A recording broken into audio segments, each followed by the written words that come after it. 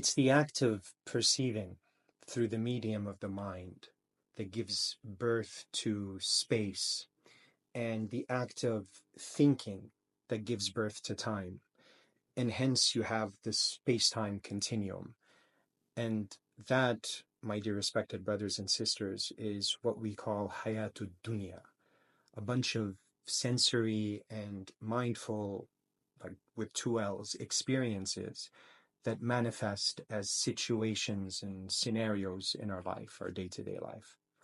When we examine the world, we discover that everything was created and designed in a certain manner and particular way. Pay close attention. But everything in the world is constantly changing. Only Allah remains as He is. He's unchanging. يُغَيِّرُ وَلَا يَتَغَيَّرُ. A green tree leaf changes colors because of the change of season. That's what it appears to be, which in itself depends on the change in weather, and the change in weather depends on the ocean tides, amongst a plethora of other things, and so forth and so on. So everything is waiting on something else to make it the way it is. The very thing that a leaf depends on to change color is itself dependent on something else. And as long as something depends on something else, it needs something else to make it the way that it is, then it can't truly have any intrinsic effect or be a cause or means to anything else. So you remember fractions? You remember how when you multiply fractions, the numbers on the top and bottom, they cross out. So if you have 1/4 times 7 times 4/7, the 4s would cross out and you're left with 1/7.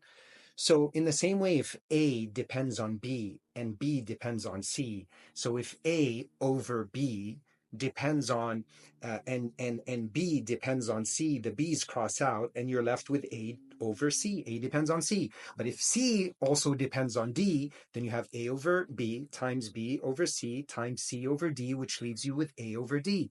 So there's no need for the B's and C's. They're just there as a display for Allah's qudra.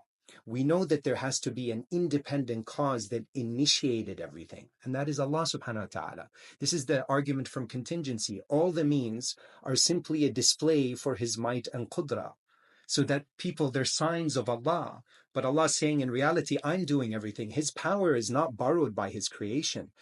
قُدْرَتُهُ فِي ذَاتِهِ.